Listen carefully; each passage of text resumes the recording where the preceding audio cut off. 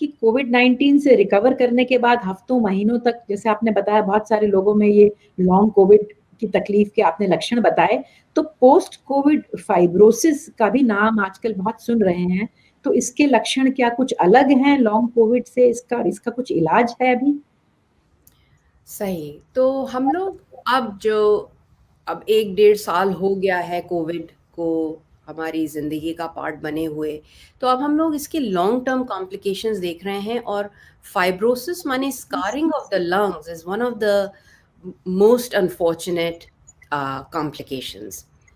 और ये हम देख रहे हैं कि जो लोग मरीज़ जो हॉस्पिटलाइज़ हुए हैं, कुछ डेटा ये सजेस्ट करता है कि अप टू 30% 30% लोगों को मतलब 1/3 हॉस्पिटल में जो लोग एडमिट हुए हैं, they are coming out with post covid lung fibrosis.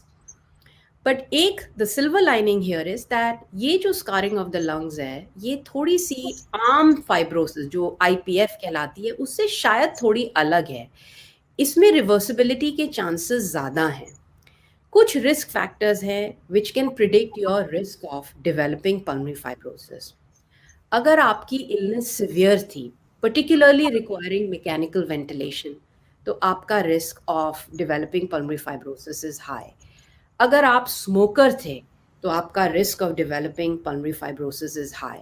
Prolonged hospitalization, increased severity of illness, and prior comorbidities like smoker's lung, they do increase आपकी chances to develop fibrosis. इसके लक्षण क्या हैं? क्रॉनिक लंग डिजीज के लक्षण बहुत सामान्य होते हैं। शॉर्टनेस ऑफ ब्रेथ माने सांस का फूलना कम हो ही नहीं रहा, मतलब दिन हो गए, हफ्ते हो गए, बट सांस अभी भी फूलती है, बल्कि कोई इम्प्रूवमेंट नहीं नज़र आ रहा। कई लोगों में डिटीरियरेशन भी हो सकता है। ऑक्सीजन की ऑनगोइंग नीड, मतलब मरीज़ ऑक्सीजन लेते हैं, फिर ऑक्सीजन कम करके घर पहुंच जाते हैं, बट कुछ मरीज़ जिनको कॉन्स्टेंटली ऑक्सीजन की ज़रूरत पड़ रही है, या खांसी होना, ड्राई कॉफ होना, तो ऐसे कुछ सिम्टम्स या लक्षण से हमें ये शक हो सकता है कि शायद आपको पल्मोनरी फाइब्रोसिस हो गई है या एटलीस्ट मेरिट्स इन्वेस्टिगेशन।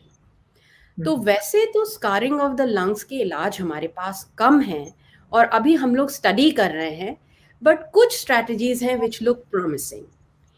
क्योंकि इन्फ्लेमेशन का इस लंग फाइब्रोसिस में बहुत बड़ा हाथ है, तो हम लोग सोचते हैं कि जो लोग रिस्क पे हैं या जो लोग इम्प्रूव नहीं कर रहे जिस रेट पे उन्हें इम्प्रूव करना चाहिए, तो आपके doctors may find you to be a candidate for low dose prolonged steroid therapy, मतलब कम मात्रा में लंबी ड्यूरेशन के लिए स्टेरॉयड थेरेपी, ताकि लंग्स में जो रीमॉडलिंग होने लगती है ऑनगोइंग इन्फ्लेमेशन की वजह से, जो रीमॉडलिंग या परमानेंट चेंजेस होने लगते हैं, उनको स्लो करने के लिए।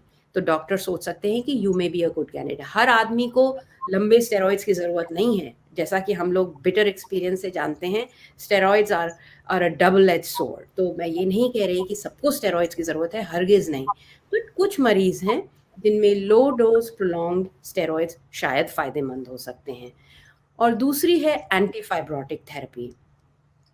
परफेनिडोन नाम की ड्रग से आपके काफ़ी दर्शक फ़ेमिलियर होंगे, वो यूज़ हो रही है। और ऐसा लगता है अगर 4 से 6 हफ़्ते के लिए in the early course of the disease, जब हमें शक है कि फाइब्रोसिस हो गई है या कन्फर्म्ड है और ये सीटी स्कैन पे बताया जा सकता है, तो परफेनिडोन देखना, इस पे भी ट्रायल्स चल रहे हैं देखने के लिए, और ये यूज़ हो रही है क्योंकि अभी कोई क्लियर गाइडलाइंस नहीं है कि इस डिज़ीज़ को कैसे मैनेज किया जाए। तो कुछ स्ट्रैटेजीज़ हैं जो आपके डॉक्टर आपके लिए सही समझेंगे, पर यूज़ कर सकते हैं, जिससे कि आपकी चांसेस फ्रॉम रिकवरी बढ़ सकती हैं।